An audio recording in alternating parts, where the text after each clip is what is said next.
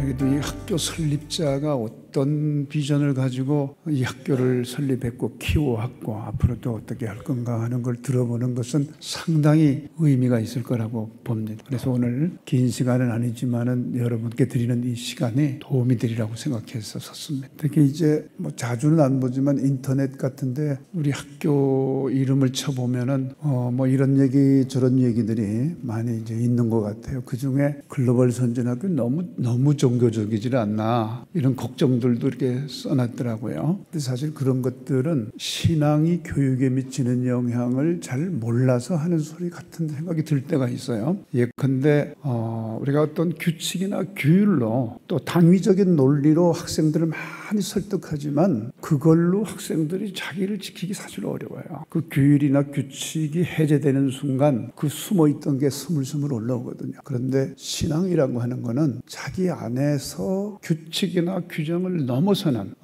새로운 어떤 자기 조절 능력을 갖는 정말 자아가 바뀌는 거기 때문에 되게 우리 학교에서 뭐 막 나가면서 걱정했던 친구들이 바뀌는 건 딱 하나의 포인트예요. 영적으로 하나님을 고백하면서부터 애들이 확 바뀌는 거예요. 그래서 이런 거를 잘 모르시니까 아마 그런 얘기도 써놨나 이런 생각하고, 또 하나는 선생님들입니다. 선생님이 곧 학교거든요. 사실 뭐 시설도 다 중요하고 다 중요해요. 그렇지만 많은 교육적 논문을 보면 교육에 있어서 절대적인 역할을 하는 건 선생님들이, 천하없이 좋은 시설을 갖다 놔도 선생님들이 온전치 못하면 교육 실패거든요. 근데 이제 요즘은 다 권리를 주장하는 사회잖아요. 뭐 학생 인권, 또 교권, 뭐 무슨 권리. 그런데 이제 그런 권리를 포기하고 무한 희생을 할 수 있는 선생님을 어디서 찾을 건가? 저는 신앙 고백이 있는 선생님 아니고는 거의 불가능. 저도 뭐 벌써 이 교육한 지가 20몇 해 되죠. 그래서 저는 뭐 이런 여러 가지 얘기가 있지만은 오늘날 우리 학교가 가능하게 했던 거는 바로 이런 영적인 힘이었다 하는 걸 다시 말씀드리면서, 그럼 뭐 영적인 것만 갖고 되겠느냐? 아니죠. 세상을 능히 극복할 수 있는 그런 실력 있는 학교 역시 필요한데 이제 그걸 향해서 우리가 동시에 가고 있다 하는 그런 말씀을 드리고 싶습니다. 우리 학교는 잘 아시다시피 2003년에 강원도 홍천군 북방면 본곡리에서 시작을 해가지고 오늘 이렇게 음성 캠퍼스, 또 문경 캠퍼스, 또 사진을 띄워주시면 돼요. 네, 그리고 뭐 미국 캠퍼스, 또 세종 창의 캠퍼스, 이런 순서대로 쭉 이제 학교가 발전을 했어요. 사실 뭐 삼성이 도와준 것도 아니고 현대가 도와준 것도 아닌데 이 짧은 기간에 이렇게 빠른 속도로 또 국내 최고의 지위를 갖는 학교로 성장했다고 하는 것은 아까 말씀드린 대로 많은 요소들이 있지만은 신앙적인 힘이 가장 큰 힘이었다 하는 것을 말씀드릴 수가 있습니다. 현재는 졸업생들이 한 2,000명 정도 나가 있는데 아마 다른 학교 한 20만 명 졸업시킨 학교 파워가 있는 거, 2,000명이 전 세계에 나가가지고 엄청난 역할을 해대고 있거든요. 그래서 전에는 제가 이런 인재를 기르게 될 겁니다, 이렇게 하면 이렇게 될 겁니다 하고 외쳤는데 지금은 이제 이렇게 해봤더니 이렇게 되던데요 라고 말씀드릴 수 있기 때문에 과거보다 지금 제가 훨씬 더 힘있게 말씀드릴 수가 있는 거죠. 제가 군대 군목 생활을 한 11년 했는데 마지막 근무한 데가 지금은 이제 그 평택으로 왔지만 용산 미팔군이라고 하는 용산에 있는 미군 부대가 있었는데 거기에 이제 한국군 군목으로 몇 년 근무를 하고 그리고 이제 예편을 했는데요. 예편하고 나니까 그때가 IMF가 확 터졌어요. 근데 이제 TV에 보니까 우리나라 기업들이 이 글로벌 기업 사냥꾼들에 의해서 무차별 헐값으로 매각이 되고 거기에 대해서 아무도 대책을 세우지 못하는 이런 과정을 보면서 드디어 이제 진짜 글로벌 시대가 됐구나. 우리 민족의 어떤 이익을 지켜내고 앞으로 이 한반도의 통일 이후에 이 국제관계에서 통일에 따른 여러 가지 이권들을 어떻게 지켜낼 건가 걱정이 됐어요.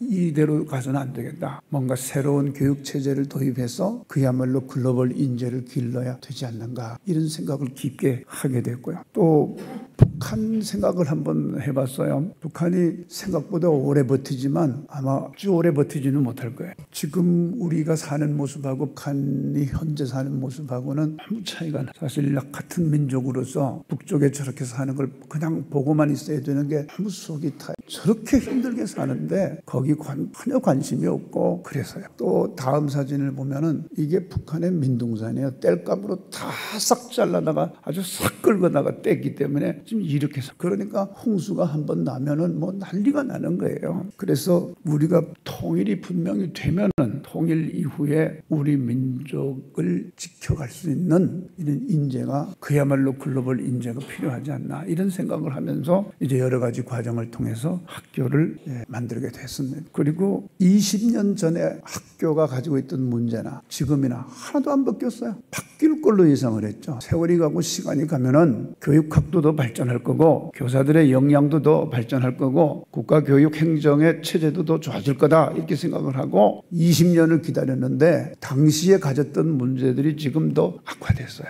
학교 폭력의 유형만 봐도 예를 들면 너 왜 그렇게 자꾸 괴롭히냐 물었더니 특별히 이유가 없습니다 하는 답변이 36%나 돼요.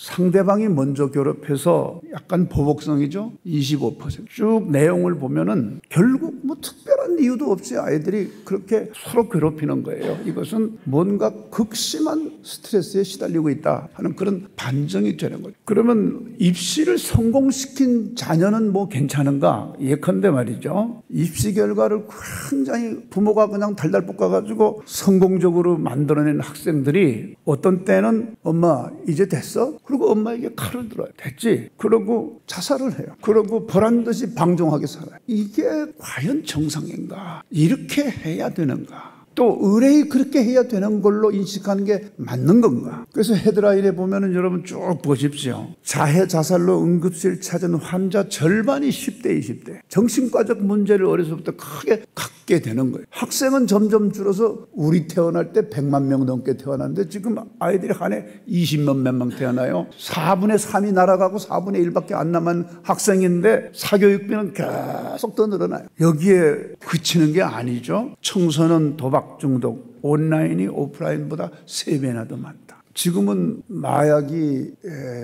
상당히 지금 선을 넘어선 것 같아요. 고교생 포함 마약 유통책 검거, 투약자 1명은 중학교 1학년 이런 식으로. 건강성을 우선해요. 일단 건강해야 된다. 육체적으로 건강해야 되죠. 태권도를 보통 우리가 중학교 때 오면 한 3단까지 하라고 이제 하거든요. 태권도를 애들이 다 좋아하겠어요? 어떤 애들은 굉장히 싫어하기도 하죠. 근데 꽤 많은 학생들이 처음엔 싫었는데 자꾸 하다 보니 좋아진다, 이런 애들이 많고, 또 여기 아빠들도 많이 오셨는데 저도 이제 어린 시절 지났잖아요. 제가 덩치가 좀 적은 편이니까 이게 청소년 때는 또 한 덩치 해야 좀 가오도 나오고 그러는데 덩치가 적으면 좀 불편한 게 많아요. 근데 이제 한 번만 큰아이를 때려 눕히면은 그땐 괜찮고 기회를 보는 거죠. 딱 봤다가. 근데 태권도를 하면은 그런 자신감이 생기는 거예요. 실제 여기저기 태권도 관장님도 계시지만은 덩치 큰 아이들을 공식 겨루기를 시키면 적은 애들이 많이 패잖아요. 네, 아주 공식적으로. 그러면서 자신감이 빡 생기는 거예요. 근데 인생 살아가면서 여러분 이 자신감이라고 하는 것은 굉장히 중요하거든요. 그래서 우리 학교 아이들 제가 2,000명 배출했는데 특히 여자아이들이 신랑들 요새 시원찮거든요. 여자아이들 딱딱 지켜줘야죠. 이렇게 다. 이렇게. 그러니까 여자아이들도 한 3단 정도 하고 나면은 아이들이 아주 포스가 달라요. 멋지죠. 그러니까 남녀 할 것 없이 우리가 육체적인 건강성을 지키는 하나의 수단으로서의 태권도도 돼요. 물론 그거보다 더 많은 교육적 효과가 있습니다만. 그래서 규칙적인 생활을 하면 육체적으로는 건강해질 수밖에 없는데 기숙사에서는 꼼짝없이 규칙적으로 살아야 되잖아요. 그래서 그런 면에서 보면 내 집에서 내가 데리고 있는 것보다 어떻게 보면 더 건강성을 확보할 수 있는 그런 교육 과정이 될 수 있다, 이렇게 보고요. 두 번째는 정신적인 문제예요. 요즘 청소년들 한번 밖에 보십시오. 개심치레한 아이들이 많아요. 도대체 눈에 힘이 없고 아주 그냥 불편할 정도로 개심치레한 애들이 많거든요. 근데 여기 오면은 벌써 한 2달만 지나면 애들이 눈이 맑아요. 정신이 맑아질 수밖에 없어요. 이게 자연과 함께 말이죠. 어쨌든 아이들이 이제 도시 생활을 하면서 막 그냥 기심출해 했던 이 정신이 여기 오면 맑아지는 거예요. 정신이 아주 맑아지는 거죠.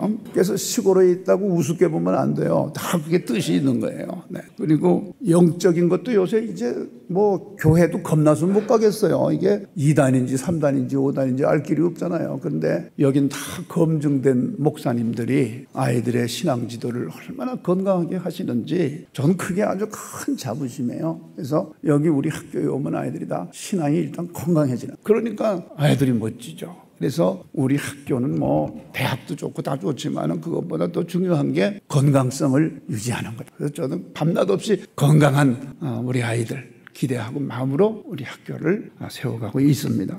두 번째는 이제 아까 말씀드렸다시피 근성이라는 게 중요하잖아요. 되게 이제 요새 그 어린 사람들이 보면 참을성이 없거든요. 그냥 감정 그대로 드러내는데 세상에 누가 제 감정을 받아줄 사람이 이 세상에 누가 있겠어요? 없어요, 사실. 힘든 거에 누군가 그렇게 감정을 여과시키지 못하고 막 쏟아내는 사람이 옆에 있으면은 너무 힘들거든요, 같이 있는 사람은. 근데 이게 훈련이 됐다고 생각해 보세요. 얼마나 어디 가면 인기가 좋겠어요. 그러니까 여기서 엄마가 있으면 역성 들어줘서 이 감정 컨트롤이 잘 안 되거든요. 그냥 쏟아버리니까. 그런데 여기서는 선생님들이 다 이렇게 적절하게 되게 이제 우리가 그런 말을 해요. 글로벌 선진학교에서 이제 12학년 마치고 나가면 애지간하면 다 장로급 권사급이 된다. 뭐 이런 얘기를 하거든요. 그만큼 이제 아이들이 자기 정리가 돼서 나가는 거예요. 그래서 이 승부 근성도 저희가 이제 뭐 체육대회 같은 거 하면 아주 난리를 칩니다. 왜 그렇게 이제 그 뭐 소위 말하는 고연전 연고전보다 더 세게 시키는 이유가 있어요. 한 8종목 가지고 막 경쟁을 시키는데, 그리고 잘하는 학생만 운동 못하게 하기 위해서 특정 학생이 여러 종목을 못 나가게 하니까 모든 학생이 다 선수가 되는 거예요. 그래서 기를 쓰고 싸워서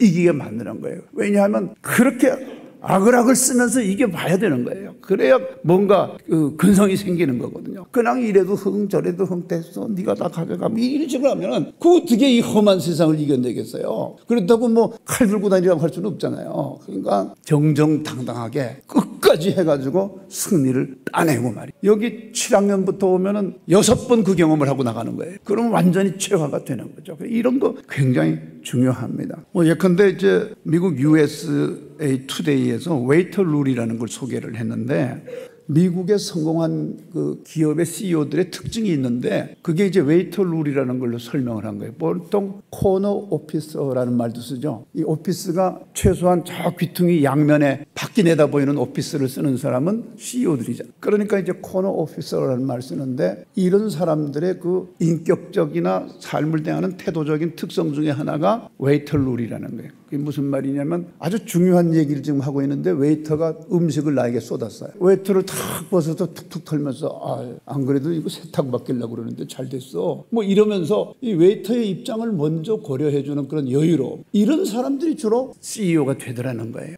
그런 게 여러분 교과서로 공부해서 배워집니까? 아니에요. 여기서 생활하면서 그런 거를 배워야 되는. 그래서 우리 학교는 그런 것이 훨씬 더 중요하다, 그렇게 보는 거예요. 또 글로벌 영양 하면 도대체 영어를 왜 그렇게 열심히 해야 되는지, 또 도대체 뭐 외국에 괜찮은 학교에는 왜 가야 되는지, 왜 장학금 받으면서 가야 되는지, 뭐 이런 게 이유가 있어야 되잖아요. 무조건 그렇게 하라고 그러면 그게 얼마나 힘든 일이 되겠어요. 그러니까 전 세계를 보게 해야 되는 거예요. 우리가 국제자원봉사 의무적으로 해서 다 어려운 나라들 가게 하고 전 세계에 막 여러 나라 아이들 불러가지고 해마다 막 행사를 해대고 걔들하고 뭔가 교류하게 하는 이유는 세계가 어떻게 돌아가는지 애들이 알고 경험하고 체험하고, 그래서 내가 더 공부해야 되겠다, 그래서 내가 내 자신이 솔루션이 돼야 되겠다, 뭐 이런 사명감 같은 걸 느끼게 해줘야 되잖아요. 그래야 거기서 뭔가 얘기가 되는 거죠. 동기부여가 되는 거죠. 그래서 아주 다양한 국제적인 활동을 참 많이 합니다. 영어, 한국어에다가 이제 뭐 다른 언어, 스페니시 같은 거 하나 더 하면은 이거 뭐 엄청난 언어적 파워를 갖는 거예요. 그래서 이런 거는 우리가 일찍부터 만들어줘야 되겠다.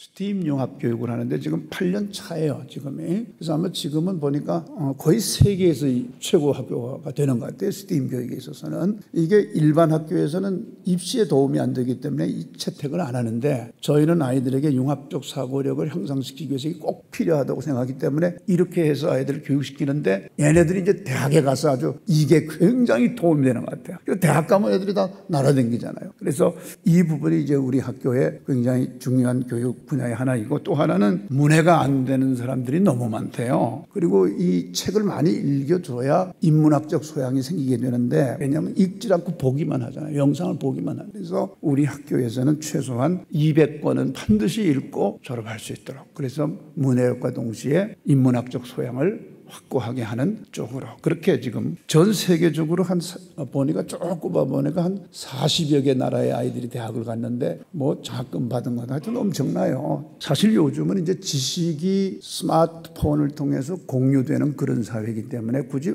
외우지 않아도 되는 사회잖아. 그런데 그럼 뭐가 인생의 승리를 결정짓느냐 하면은 이 바람직한 생활 태도나 습관을 잘 정립을 하면은 뭐 그냥 그 자체로 삶이 보장되는 거죠. 정서지능 건강 기반을 함양하기 위해서 정말 많은 걸 시켜요. 뭐 사진 자료만 보시더라도 아주 화려할 정도입니다. 이런 교육들을 시키고 있는 거예요. 학교에 스쿨 패밀리라는 게 있는데 선생님들이 부모 노릇하는 거거든요. 그 선생님들이 다 아이들을 이제 그냥 교사와 학생 관계가 아니고 부모와 자녀 관계로 하는 제도가 있는데, 이게 뭐냐면 애들이 잠시라도 이제 기숙사에 와 있으니까 혹시라도 부모 사랑을 결핍될까 봐 선생님들이 부모 대신해서 사랑을 주는 그런 제도예요. 우리나라의 출산율이 너무 떨어져 가지고 학생들 데려오는 게 쉽지 않으니까 이참에 잘 됐다. 아예 외국 아이들을 잔뜩 데려와 가지고 이 안에서는 영어 안 쓰면 안 되도록 하는 게 차라리 낫겠다. 이렇게 해서 지금 열심히 외국 학생들 데려오려고 요즘은 많이 제가 여기저기 외국에 돌아다니고 있어요. 마침 말이죠. 최근에 제가 한 이제 3년 우리 코로나 때 너무 힘들어가지고 이거는 진짜 정부가 책임을 좀 방기하는 측면이 있다. 왜? 아니 나라가 정한 법에 의해서 다 만들어 놓은 학교인데 똑같은 법에 의해서 공립학교는 다 지원해요. 근데 우리는 아주 그냥 지난 코로나 때 죽다가 살아났어요. 그래서 이제 계속 정부 또 국회에다 요청을 계속했어요. 이렇게는 이제